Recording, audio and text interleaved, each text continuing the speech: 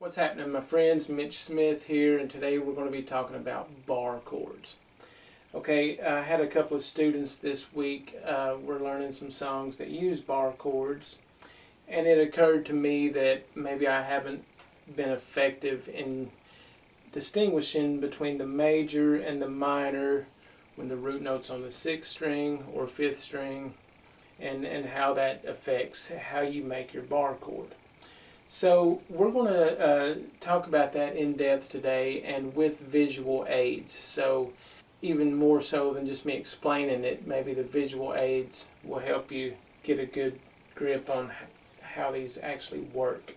So first of all, if you're getting into bar chords, that should mean that you're fairly fluent with your open string chords. So the four that we are interested in today are going to be E, or E major. And again, if you don't say major or minor or anything like that, it's assumed that it's major. So an E major, an A major, an E minor, and an A minor. So those are the main four we're going to be using for this particular lesson. So go back to your E major, okay? Alright. Easy enough, right? Now, we have some open strings there. That's why we can't move that chord without it affecting the sound. What we have there is a really cool chord, but it's not an E major chord anymore. Okay, so what we would have to do then is put a capo on the 1st fret. Now we can, technically what the ear hears is an F major there, but as far as the fingers know, we're playing an E major. Okay, let's just take it one more to the 2nd fret. Okay, so what does this mean about bar chords? Why is this related to bar chords? Because essentially what you're doing with a bar chord is you're using your 1st finger as a capo. So let's make this chord. It's E right here. Okay, now free up your 1st finger and make this chord using your 3rd, 4th, and 2nd finger. Okay, now we have the same chord, we're playing the same notes, we're just using different fingers. So now if we take the capo off and use our 1st finger as a capo, then we've got a bar chord. Okay? And we can move that anywhere, so long as the root note is on the 6th string.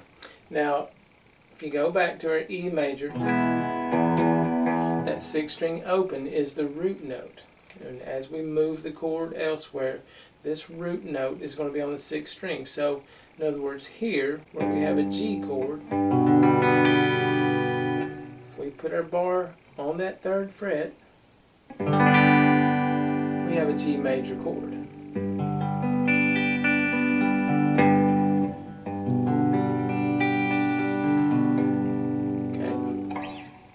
So now the same thing happens with minor. Let's make an E minor.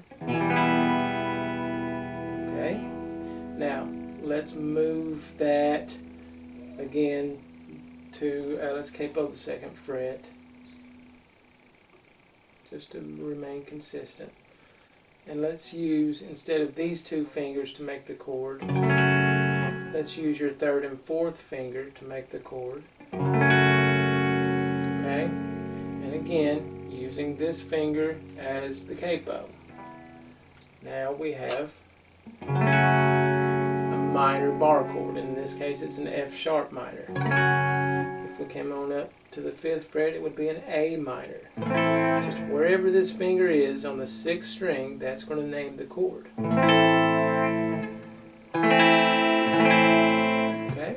And it's important to note too, a lot of people struggle physically with making these chords. So don't try to bend your finger and bar like this and think that you're going to get those notes, because now you may have bigger hands than me, so yeah, maybe you could get away with that in some situations, but trust me, it's far better if you bend from this knuckle, okay, and just keep that finger as straight as you can. And if you're new to bar chords, you may just want to practice doing that, even though that doesn't really make a chord that you would use. You may just want to practice strengthening that position right there. That way you can lay them. Okay, so let's move on to bar chords with the root note on the 5th string. Okay, now we talked about an A and an A minor. Okay, so let's just start with A, and we have those 3 notes. Now I use these 3 fingers anyway because I have little fat fingers and I can barely fit those in. In fact, a lot of times I even cheat and just use 2 fingers. Okay, not everybody is built the same, not everybody is the same. So this is the more correct way to do that. I'm just putting all those fingers on the 2nd fret.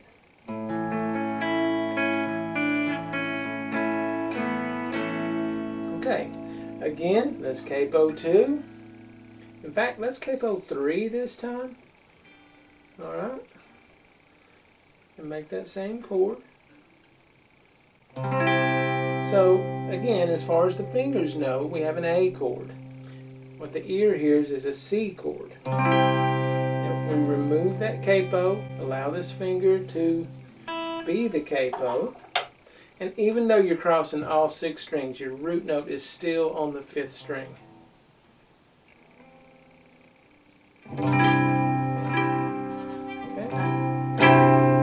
And that, my friends, is a C chord. Because my root note is here. So it sounds like, especially if I put my pinky here.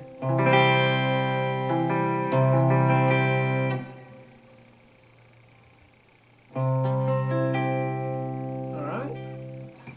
Okay, now let's go to an A minor. Now it's important to note that your fingerings on your A minor really are the same thing as the E major, just moved up 1, okay? Except when the root note is on the 5th string, in this case A, it makes a minor chord. Move that up to here. The root note is on the 6th string, makes a major chord. So, okay, let's move that. Let's put that on the 2nd fret. Okay, now we have whatever your 2nd fret, 5th string is, and we should know that that's B, so we have a B minor now. Okay, again, as far as the fingers know, it's an A minor. The ear actually hears a B minor. Okay, so we're going to use these 3 fingers to make that chord.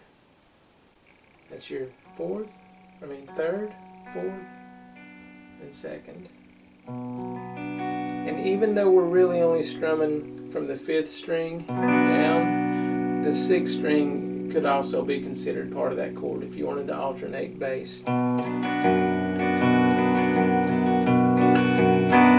Okay, now we remove the capo, use this finger as a capo, we have a B minor bar chord. Here it's C sharp minor, here it's D minor, here it's E minor,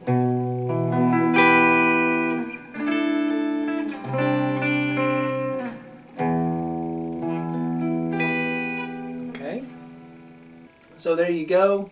Please give this video a like, pass it on to your friends, follow my page for more helpful videos like this, and until next time, keep jamming.